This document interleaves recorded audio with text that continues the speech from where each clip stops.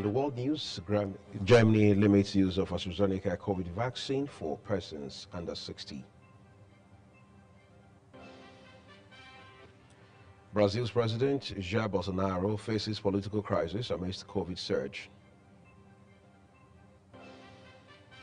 Police fire tear gas at protesters in Tunisia.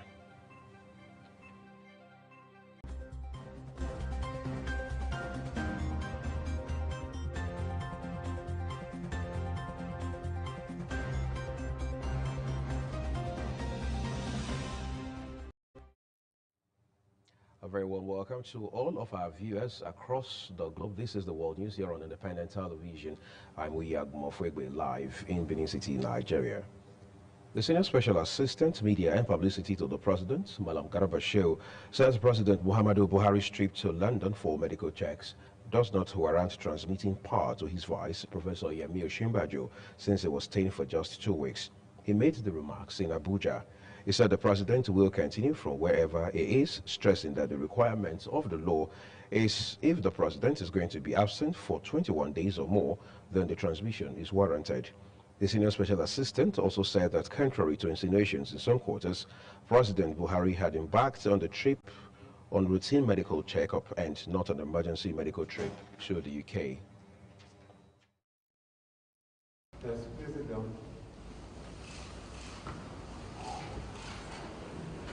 Before President Muhammadu Buhari left the country for London on what his media aides described as a 2-week routine medical checkup, he met with the service chiefs. The meeting between the service chiefs and the commander-in-chief expectedly held behind closed doors. After the meeting, while the president was getting set for the airport, the National Security Advisor, retired Major General Babagana Mungunu, addressed journalists and gave insight into what transpired at the meeting. He said the president gave a marching order for bandits, kidnappers, and their sponsors to be taken out. He has also indicated his willingness to provide all the resources required by our own troops in order to put down these criminals.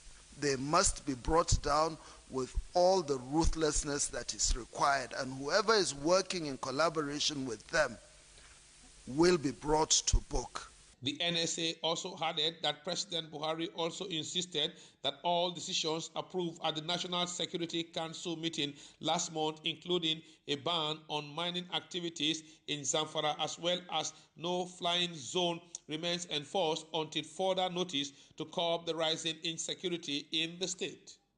He is also aware of attempts by certain elements working in cahoots with all kinds of people in and out of the country to continue with exploiting the minefields, especially in Zamfara state.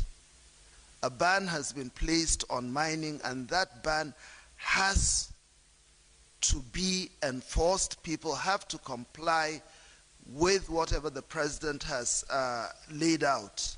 What Mr. President said is that we must bring down the level of violence in the country within a few weeks to enable our farmers to go back to the farms. That is on course.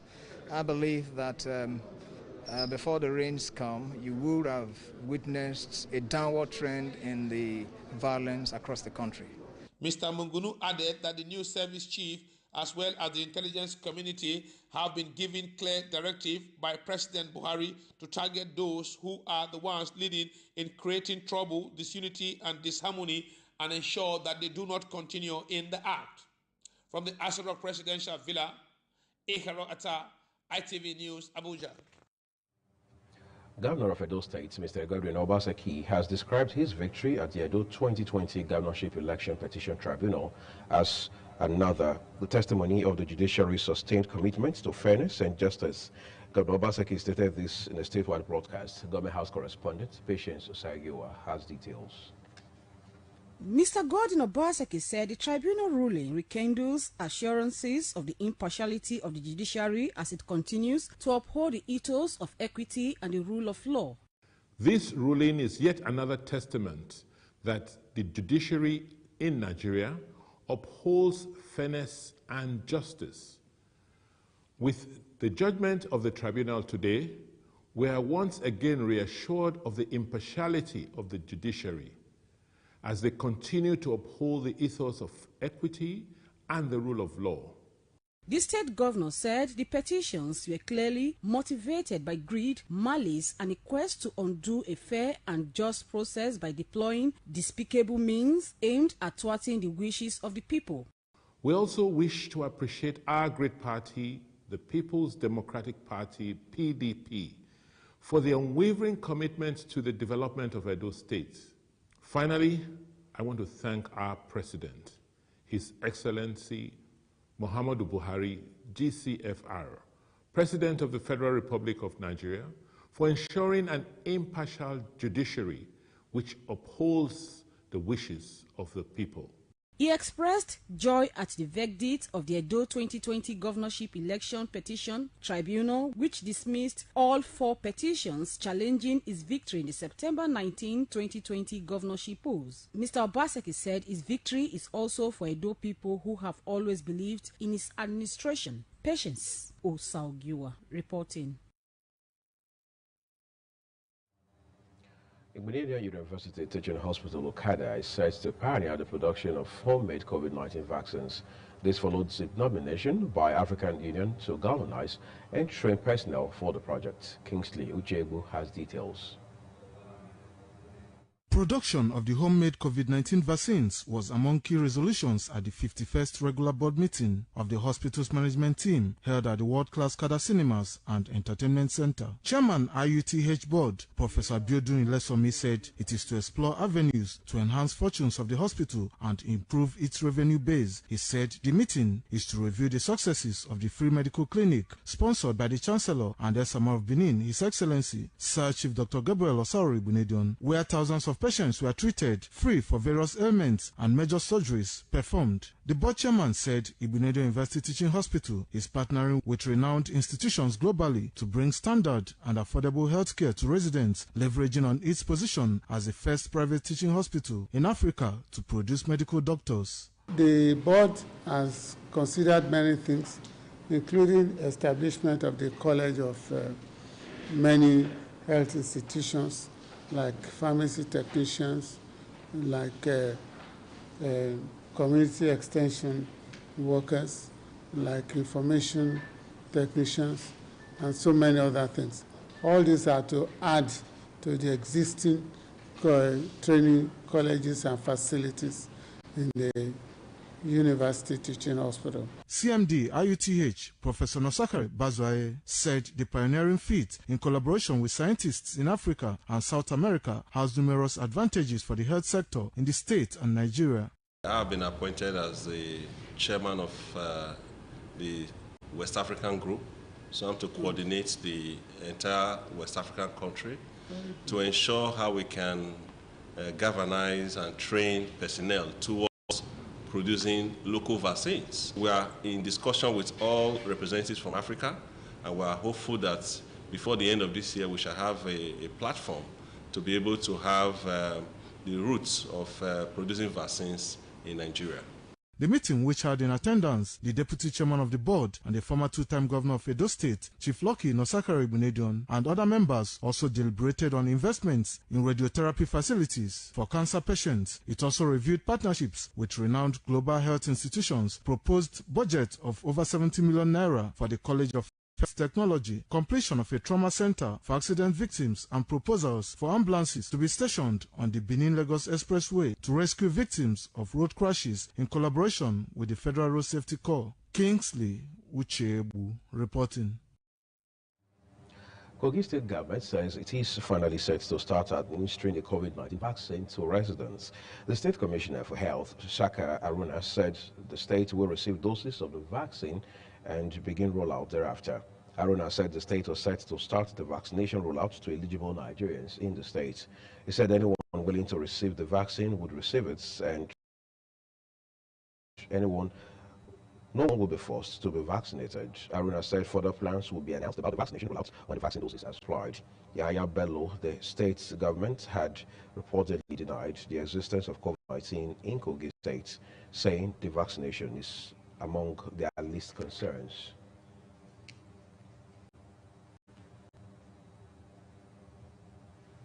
The chairman of the Code of Conduct Tribunal, Umar Danladi, has been caught in camera physically assaulting the security guard at Banex Plaza in Wuse, Abuja. In the 5-minute video that has gone viral online, Mr. Danladi was seen slapping and kicking the yet-to-be-identified security guard, while police officers suspected to be attached to him were trying to restrain him from attacking the guard. The CCT chairman was eventually pulled back into his vehicle by the policemen, but as the vehicle was leaving the premises, the gates were shut. The vehicle, which had others in its front, was trying to find its way out of the premises when the video ended.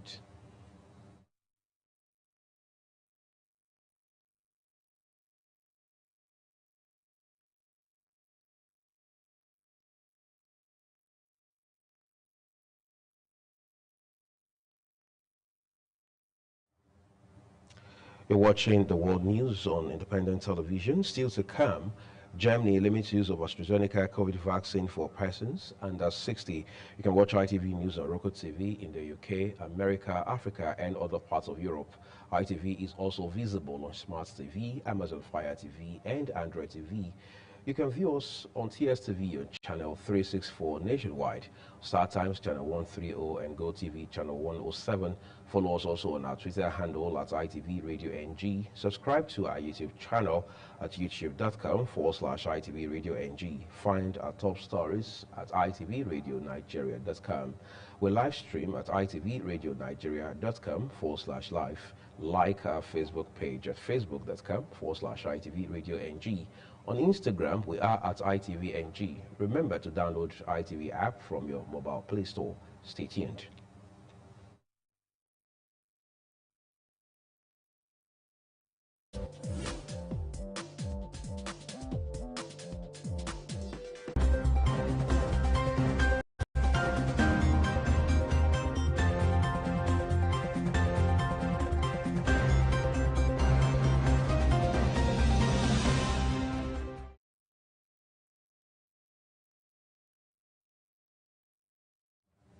Let's turn to the foreign scene now, where Germany has suspended the routine use of Oxford AstraZeneca COVID vaccine for people below 60 years of age because of a risk of red blood clots. Ameze Obaeshagbo reports that Chancellor Angela Merkel said there must be no doubts about the safety of any drug being administered in that country. The German medicine regulator found 31 cases of a type of rare blood clot among the nearly 2.7 million people who took the vaccine in Germany. 9 people have died as a result. German Chancellor Angela Merkel said she is open to being vaccinated with AstraZeneca, but wants the best for her people. Vertrauen entsteht aus dem Wissen, dass jedem Verdacht. Trust arises from the knowledge that every suspicion, every individual case will be investigated. The federal and state governments stand behind this. Canada has also suspended the use of the vaccine for people under 55, although there have been no reports of blood clots related to the vaccine in Canada, where 300,000 doses of AstraZeneca jabs have now been administered. NACI is recommending an immediate pause in the use of the AstraZeneca vaccine. The last thing we want to do is contribute to any sort of hesitancy around the vaccine, and that's what keeps me up at night. But at the same time, if I can't confidently tell someone that I know that the benefits outweigh the risks because of their age, because of their risk of COVID, I can't give them that medication. AstraZeneca said international regulators have found the benefits of its jab outweighed risks significantly. It said it was continuing to analyze its database to understand whether the very rare cases of blood clots associated with thrombocytopenia occur more than expected. Ameze Obaisiagbon reporting. Brazil's President Jair Bolsonaro is facing the biggest crisis of his presidency after the heads of the Army, Navy, and Air Force all resigned. The country also recorded its highest COVID-19 daily death toll. On Tuesday, the unprecedented resignation of the defense chiefs is being seen as a protest at attempts by Mr. Bolsonaro to exert undue control over the military. Mr. Bolsonaro's popularity has plummeted over his response to COVID-19. Nearly 314,000 people have died, with a new daily record of 3,780. Brazil's far-right president, who came to power 2 years ago, has consistently opposed quarantine measures, arguing that the damage to the economy would be worse than the effects of the coronavirus itself. He has also told Brazilians to stop complaining about the situation. On Monday, the president was forced to reshuffle his cabinet after his foreign and defense ministers both quit. South Africa President Cyril Ramaphosa has banned the sale of takeaway alcohol during the Easter holiday to prevent a surge in coronavirus infections. President Ramaphosa said alcohol had a role in encouraging negligent behavior. Bars and restaurants may still serve drinks. However, religious gatherings have also been restricted to 50% capacity if indoors. Coronavirus transmission is relatively low in South Africa after a second wave peaked in January. Alcohol bans have been imposed several times throughout the pandemic. Australia has fallen 3.4 million doses short of its target of delivering 4 million COVID vaccinations by the 31st of March. This has now prompted massive criticism of the government. The 85% shortfall comes 2 days after Brisbane entered another snap lockdown to combat a small outbreak. The last week, government said the vaccine rollout did not demand urgency given Australia's low infection rates. The country has recorded 909 deaths and 29,300 cases since the pandemic began, which is fewer than many other nations. Australia is administering the Pfizer and AstraZeneca vaccines and has a rate of 2.3 vaccines per 100 people. Critics have accused the government of mishandling the rollout, which began on the 22nd of February. Police in Tunisia have fired tear gas at protesters demanding more job opportunities. Clashes broke out in the southern city of Chachin when police moved to disperse demonstrators who were trying to storm a government building. Witnesses said some in the crowd threw stones at the police. A third of Tunisia's young people are out of work. Protesters accused the government of reneging on a commitment made in 2017 to create jobs in oil and infrastructure projects. The teenager whose video of George Floyd's death sparked global protest says she stays up apologizing to him for not doing more to save him from death. Daniela told the court she started filming with her phone because she saw a terrified man begging for his life. Ambeze Albaisiabo has more. Darnella, who is now 18 years old, was one of the 4 young witnesses to take the stand on the second day of police officer Derek Chauvin's trial. Darnella said witnessing his death had changed her life. When I look at George Floyd, I look at my dad, I look at my brothers, I look at my cousins, my uncles, because they are all black. I have a black father, I have a black brother, I have black friends. And I look at that and I look at how that could have been one of them. It's been nights. I stayed up apologizing and apologizing to George Floyd for not doing more. 4 children who were under 18 at the time of the incident gave evidence to the court, but the cameras were switched off so the jurors could not see them, and they were identified only by their first names. How did it affect you? I was sad and kind of mad. And tell us, why were you sad and mad? Because it felt like he was stopping his breathing, and it's kind of like hurting him. The last witness of the day was Genevieve Hansen, an off-duty firefighter who said the officers prevented her from administering medical help that would have helped to save Mr. Floyd's life. I tried different tactics of calm and reasoning. I tried to be assertive. I pled and was desperate. Darnella's video footage of Derek Chauvin kneeling on George Floyd's neck was replayed the world over and sparked mass protest and a racial reckoning in the U.S. Ambeze Albaisiabo reporting. The White House dog called Major has bitten another staff of the White House just a few days after returning from training in Delaware following a similar incident earlier this month. The spokesman for First Lady Jill Biden said that the affected staff has since been seen by medical staff. President Biden said Major was acclimatizing to so many new people around him. Major is the younger of the Biden's two German Shepherds and the White House's first ever rescue dog. The Bidens adopted Major, who is now 3 years old, as a puppy from Delaware Humane Association in 2018. Champ had earlier already spent some time in the White House when Mr. Biden was vice president before moving in permanently in January this year.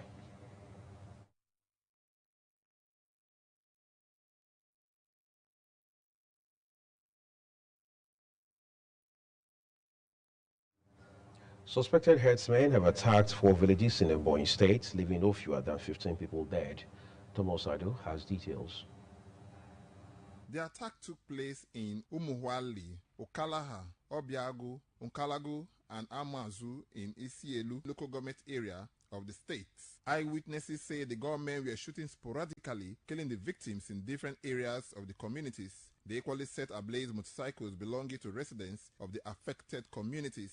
According to them, the communities have been living peacefully with herders, saying the attack came to them by surprise. How will I know what caused it? There have not been a situation whereby we got into quagmire with them. We have been living peacefully.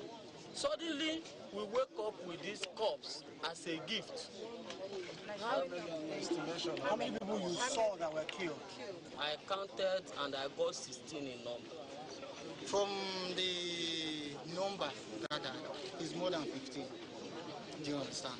Because from the counties, it's 16 in number plus maybe some that are still in the bush. Because what do you think that really caused this? Now, the cause is what we cannot even tell.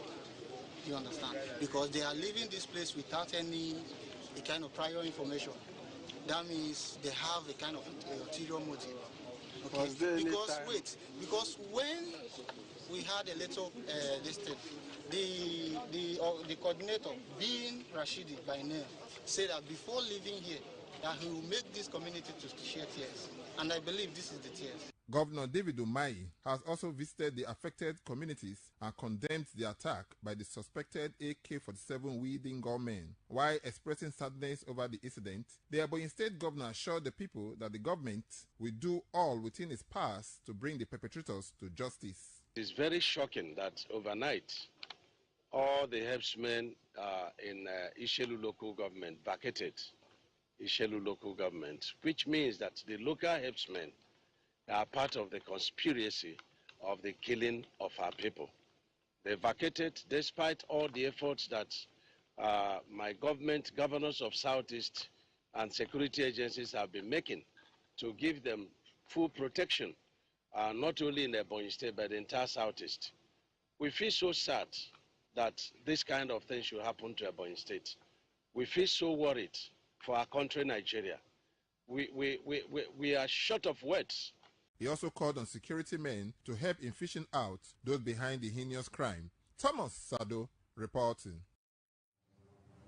We're taking a break on the news now. Sports is right up ahead. Stay with us. Congratulations and celebration.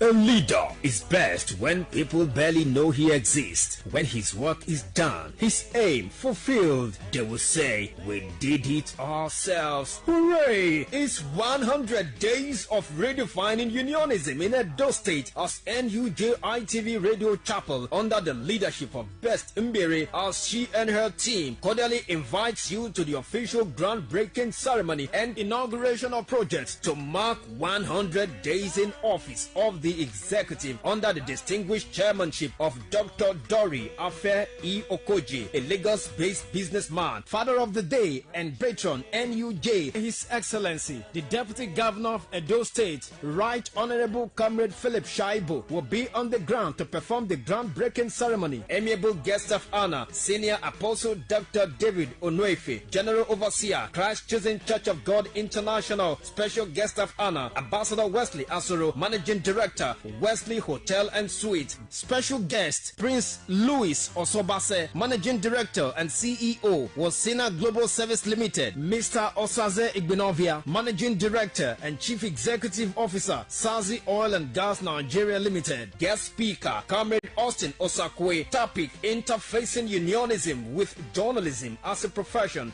Date, April 1st, 2021. Time, 11 a.m. Venue, ITV Radio Communications Village, Igosa, Oloko, Benin City. Come, let's celebrate vision being transformed into reality. Please note that COVID-19 protocols will be strictly adhered to. Signed, Local Organizing Committee. Congratulations and jubilation.